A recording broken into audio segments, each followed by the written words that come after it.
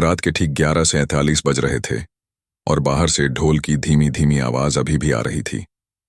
होली है, होली है। लेकिन उस आवाज में कुछ अजीब था। वो खुशियों वाली आवाज नहीं थी। उसमें एक अजीब सा खालीपन था, जैसे कोई जबरदस्ती खुश होने की कोशिश कर रहा हो। नमस्ते दोस्तों, मेरा नाम आरव है और जो मैं आपको आज बताने जा रहा हूं वो मेरे साथ पिछले साल होली की रात को हुआ था। और मैं कसम खाकर कह सकता हूं, उसके बाद से मैंने कभी होली नहीं खेली। ये कहानी है पंजाब के एक छोटे से शहर की, जहां मैं अपने पेरेंट्स के साथ रहता था। हमारा घर एक नई कॉलोनी में था, जहां ज्यादातर घर खाली थे और सिर्फ 4-5 फैमिलीज ही रहती थीं। उस कॉलोनी का नाम था गुलमोहर एनक्लेव। दिन में ये कॉलोनी नॉर्मल लगती थी, लेकिन रात में ये जगह कुछ और ही बन जाती थी। उस साल होली का दिन था। पूरा शहर कलर्स और एक्साइटमेंट से भरा हुआ था। मैं और मेरे दोस्त रोहन, निखिल और सिया सुबह से ही होली खेल रहे थे। सड़क पर हर तरफ कलर्स थे, लोग हंस रहे थे, स्पीकर्स पर लाउड म्यूजिक बज रहा था। लेकिन एक बात अजीब थी। हमारी कॉलोनी के आखिरी में जो पुराना अबैंडन्ड हाउस था, वहां कोई नहीं गया। वो घर हमेशा से खाली था। उसकी दीवारों पर पुराने कलर्स के निशान थे, लेकिन कोई नहीं जानता था कि वो कलर्स किसने लगाए थे। लोग कहते थे वहां कोई नहीं रहता, लेकिन फिर भी हर साल होली के बाद उस घर की दीवारों पर फ्रेश कलर दिखता था। मैंने कभी उस बात पर ध्यान नहीं दिया, क्योंकि ऑनेस्टली मुझे लगा ये बस बच्चों की प्रैंक होगी। लेकिन उस साल कुछ अलग होने वाला था। शाम के करीब 6 बजे, जब हम सब थक कर घर लौट रहे थे, तभी रोहन ने कहा, गाइस, रात को 12 बजे फिर से मिलते हैं, नाइट होली खेलेंगे। मैंने हंसकर कहा, पागल है क्या? रात को कौन होली खेलता है? रोहन मुस्कुराया, लेकिन उसकी मुस्कान अजीब थी।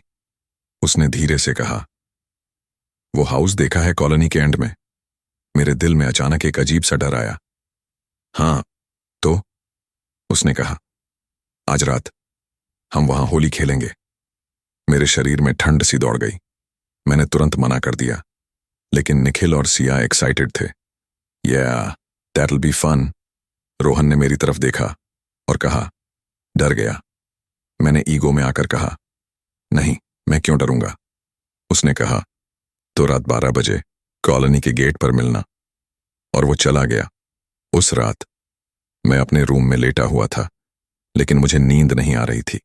मेरे माइंड में बार बार वही अबैंडन्ड हाउस आ रहा था, उसकी टूटी हुई विंडोज, उसकी डार्क वॉल्स और वो अजीब साइलेंस। ERO 58। मेरा फोन वाइब्रेट हुआ। रोहन का मैसेज था, वी आर वेटिंग। मेरा दिल तेजी से धड़कने लगा। मैंने जैकेट पहनी और धीरे से घर से बाहर निकल गया। बाहर ठंडी हवा चल रही थी। कॉलोनी पूरी तरह साइलेंट थी। दूर कहीं ढोल की आवाज आ रही थी, लेकिन यहां सब कुछ डेड था। मैं गेट के पास पहुंचा। रोहन, निखिल और सिया पहले से वहां खड़े थे। सिया ने हंसते हुए कहा, फाइनली हीरो आ गया। रोहन के हाथ में कलर्स का एक पैकेट था, लेकिन वो कलर ब्लैक था, पूरी तरह ब्लैक।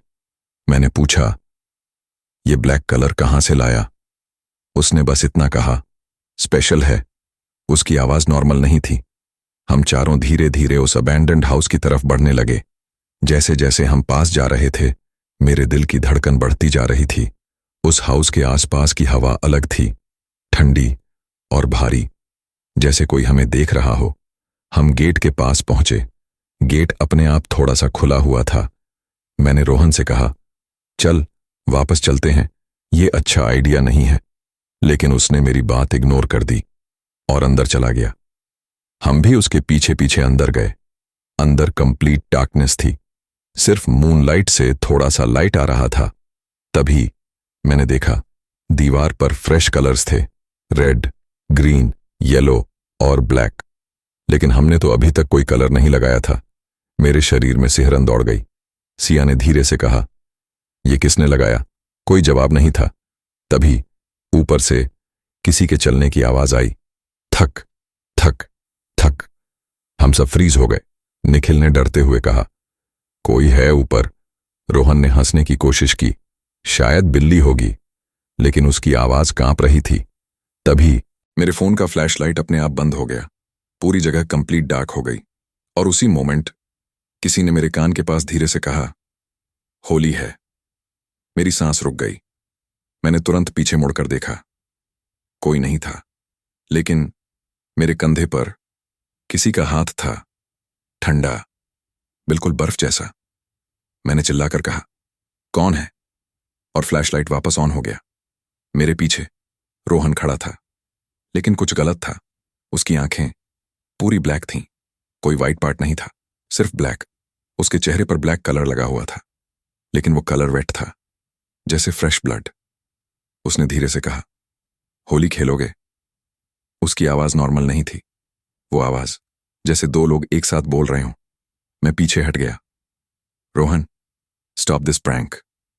लेकिन वो बस मुस्कुरा रहा था। तभी सिया चिल्लाई, आरब पीछे देखो।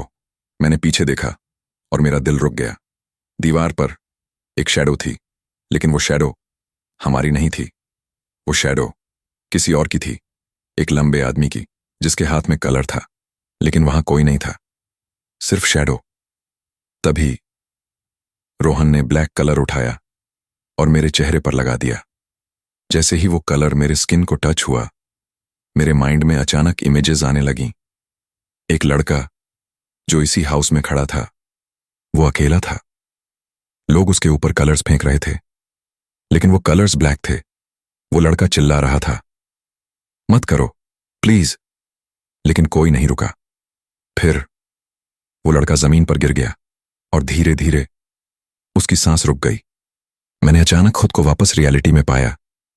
मेरे सामने रोहन खड़ा था, लेकिन अब वो रोहन नहीं था। उसके पीछे वही लड़का खड़ा था। उसका चेहरा ब्लैक कलर से भरा हुआ था, उसकी आंखें पूरी ब्लैक थीं। उसने धीरे से कहा, तुमने मेरा कलर लिया है, अब तुम यहीं रहोगे। सिया और निखिल अचानक गायब हो गए। पूरी जगह साइलेंट हो गई। मैं अकेला था और वो मेरे सामने था। उसने धीरे धीरे मेरी तरफ चलना शुरू किया। उसके कदमों की आवाज फ्लोर पर गूंज रही थी। थक थक थक। मैं भागने लगा, लेकिन गेट बंद था। मैंने पूरी ताकत से गेट खोला, लेकिन वो नहीं खुला। तभी मेरे पीछे से आवाज आई, होली है। मैंने धीरे धीरे पीछे देखा। वो मेरे बिल्कुल पीछे खड़ा था। उसने अपना हाथ उठाया और मेरे चेहरे को टच किया। उसका हाथ ठंडा था और स्टिकी। मैं चिल्लाया और उसी मोमेंट सब कुछ ब्लैक हो गया। जब मेरी आंख खुली, मैं अपने बेड पर था। सुबह के 7 बजे थे। मैंने राहत की सांस ली। ये बस सपना था। मैंने मिरर में खुद को देखा, सब नॉर्मल था, लेकिन मेरे गाल पर एक छोटा सा ब्लैक कलर का निशान था। मैंने उसे साफ करने की कोशिश की, लेकिन वो नहीं गया। आज भी वो निशान वहीं है। और सबसे डरावनी बात, रोहन, सिया और निखिल तीनों गायब हो गए। कोई नहीं जानता वो कहां गए। पुलिस को भी कुछ नहीं मिला। लेकिन हर साल होली की रात मेरे फोन पर एक मैसेज आता है, अननोन नंबर से। उसमें सिर्फ लिखा होता है, होली है आरव, इस बार तुम रेडी हो।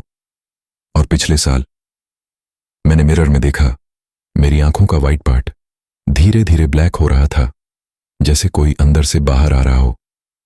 तो दोस्तों, अगर आपको कभी होली की रात कोई अननोन कलर मिले या कोई आपको अबैंडन्ड जगह पर होली खेलने बुलाए, तो क्या आप जाओगे या मना कर दोगे? कमेंट करके जरूर बताना। और अगर आपको ये स्टोरी पसंद आई हो तो वीडियो को लाइक करें, चैनल को सब्सक्राइब करें और बेल आइकॉन प्रेस करना मत भूलना, क्योंकि अगली कहानी शायद आपके साथ हो चुकी हो या होने वाली हो।